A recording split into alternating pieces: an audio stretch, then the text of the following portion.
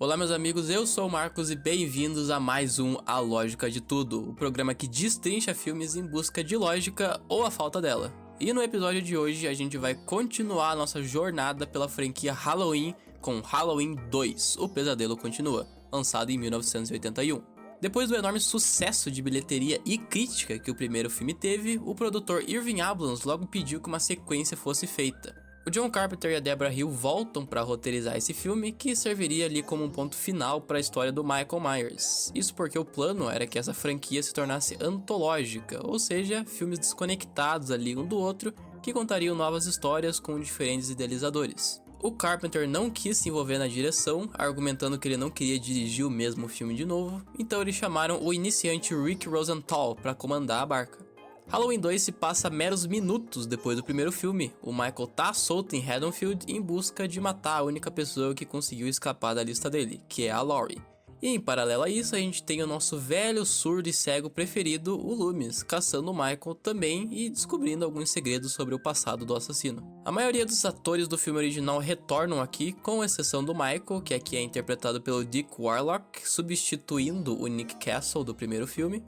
E como esse filme foi lançado na década de 80, ele é muito mais um slasher do que o original, o que faz com que ele seja mais sangrento, porém menos redondo do que o de 78. Tem alguns personagens inúteis que são apresentados aqui, né, os famosos body bags, que estão aqui só para ter mais cena de morte, e eles fazem a maior burrada da franquia até então, que é dar um motivo pelo fascínio do Michael pela Laurie. E apesar desses pontos, o filme passa longe de ser ruim. A franquia ainda não é tratada como uma trecheira em si, então o Michael ainda é bem assustador, e a atuação que o Warlock dá pra ele é bem melhor que a do primeiro, na minha opinião. E pra mim, esse é o melhor Michael da franquia. A ambientação do hospital também é muito bem feita. A direção ela vai dar vários focos ali em corredores vazios, que cria uma sensação claustrofóbica e de que o Michael pode estar em qualquer lugar. A Laurie fica mais de molho nesse filme, o que faz com que o Loomis assuma a figura de protagonista, por assim dizer, e eu gosto do que eles fazem com o personagem dele, principalmente as ações que ele toma mais pro final do filme, que trazem uma humanidade a mais pro personagem dele que a gente não viu no filme original. E bom, depois de ter dito tudo isso, vamos ver o quão ilógico esse filme consegue ser. Halloween 2 abre com uma breve recapitulação do primeiro filme ao som de Mr. Sandman, que viria a se tornar uma marca registrada da franquia junto com a trilha sonora original do Carpenter e com os clássicos créditos iniciais ali, né? Que sempre que você vai ter um filme novo, vai ter os nomes da produção passando e uma abóbora macabra do lado. E essa ainda tem um esqueleto humano dentro. Assustador, hein? Novamente acompanhamos o Michael por uma câmera em primeira pessoa que vai perambulando pelas ruas da cidade. Ele rouba uma faca de pão de uma senhora e faz a sua primeira vítima do filme quando ele mata uma jovem com uma facada no peito. E essa cena sempre me pega quando eu assisto, cara, esse pulinho que ele dá. Parece que ele tá dando um crítico na menina, meu.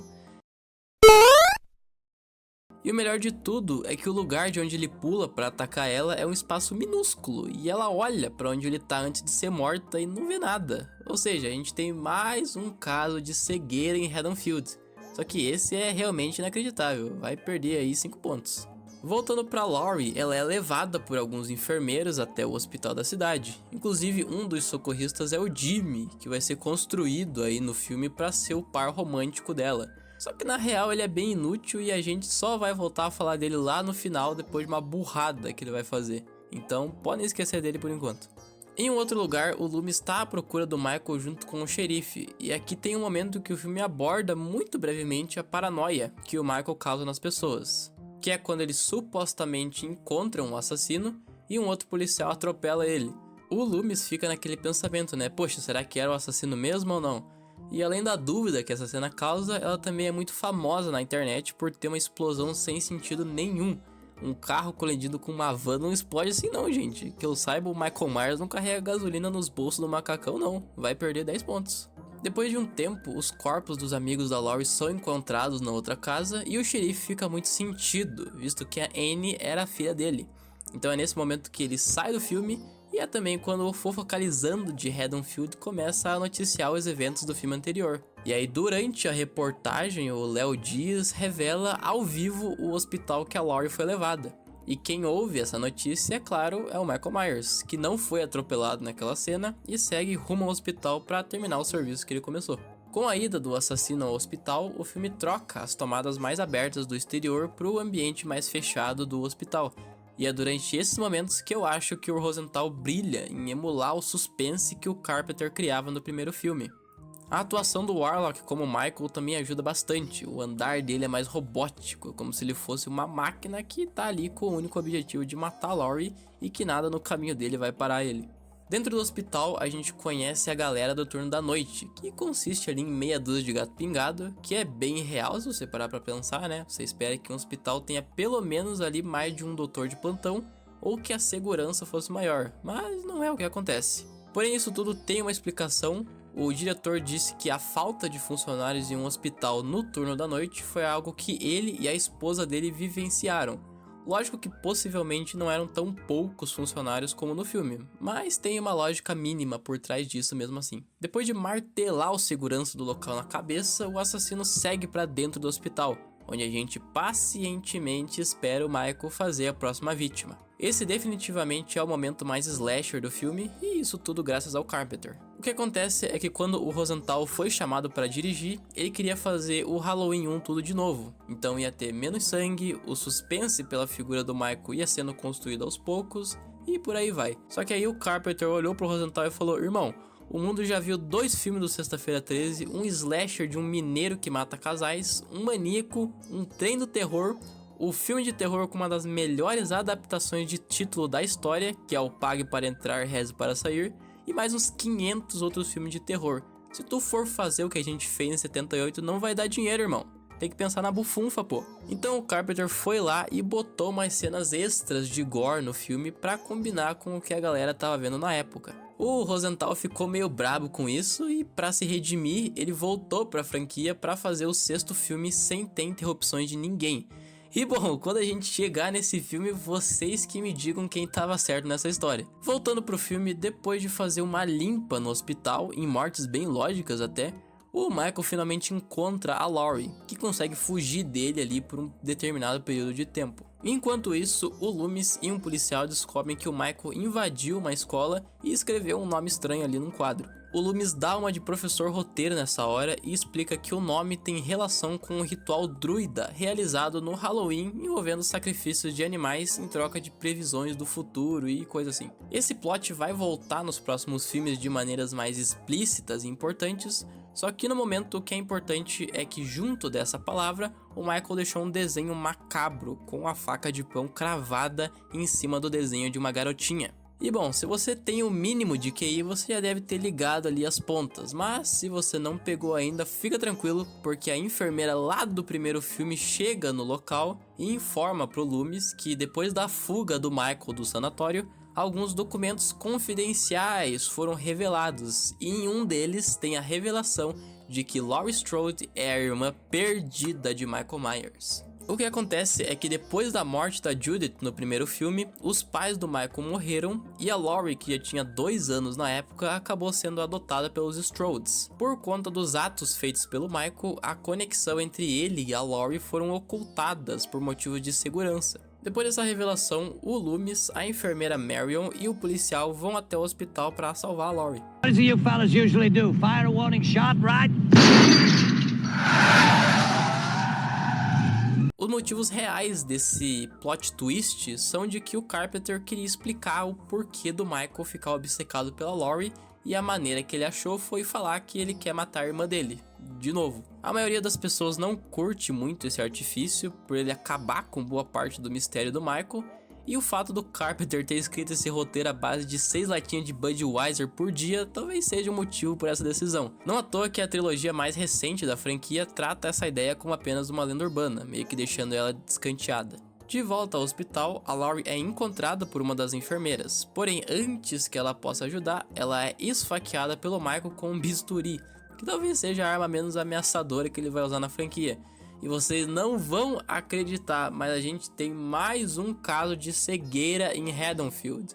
O Michael se esconde no canto da parede e não é percebido mais uma vez. Pô, galera, isso daqui não é remake do Rob Zombie ainda não, pra tudo ser escuro. Vamos no oculista ver um óculos, pô, tá maluco? A Laurie inicia uma perseguição em volta do hospital com o assassino, que acaba quando ela consegue se esconder dentro de um dos carros que estavam estacionados ali na frente do local. Depois de algum tempo, o dono do carro aparece, e é o Jimmy, o enfermeiro lá do começo do filme. Lá na metade do filme, ele encontrou o corpo de uma das funcionárias do hospital numa sala cheia de sangue pingando no chão, e quando ele tá saindo da sala pra ligar pra polícia, ele desliza e desmaia. A conveniência dessa cena e a inutilidade que esse personagem tem pra trama é tanta que, cara, eu me vejo obrigado a tirar 2 pontos disso, meu. De volta no presente, o Jimmy chega meio maleixo ali dentro do carro e ele desmaia em cima do volante, o que faz o carro buzinar e alertar todo mundo da localização da Laurie, incluindo o Michael. Ela sai do carro bem debilitada e enxerga o Loomis chegando no hospital. Ela não consegue gritar por ajuda, porém a distância que ela tá do carro seria totalmente possível dela ter sido pelo menos vista. Porém, né, a gente tá na cidade onde o problema de visão é água, então fazer o que, né?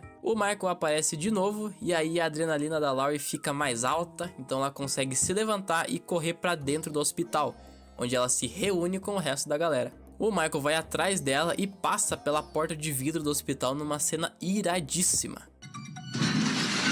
E para não deixar de ser diferente, ele leva mais chumbo do Loomis. Durante esse período que ele tá caído, a Marion liga pra polícia e o policial vai conferir se o assassino tá morto mesmo, e é lógico que ele toma um bisturi na garganta. O Loomis e a Laurie correm até uma sala de cirurgia, onde eles são encurralados. A Laurie não vê outra saída a não ser meter 2 tiros nos olhos do Michael, que o deixam cego e ainda criam mais uma imagem icônica para a franquia, com a máscara branca chorando sangue. E vamos lá, a adrenalina dela tava nas alturas, mas eu não sei se isso explica ela ser tão boa com a arma para acertar um tiro em cada um dos olhos, e mais ainda, a bala não chega nem a ralar na máscara, ou seja, ela literalmente atirou no buraco dos olhos precisamente. E isso é muita coincidência pra mim, então eu vou estar tirando 5 pontos disso. Com o assassino cego, a Laurie e o Loomis liberam oxigênio na sala, e aí o doutor se sacrifica pra explodir o lugar inteiro pra parar o maldito. It's time,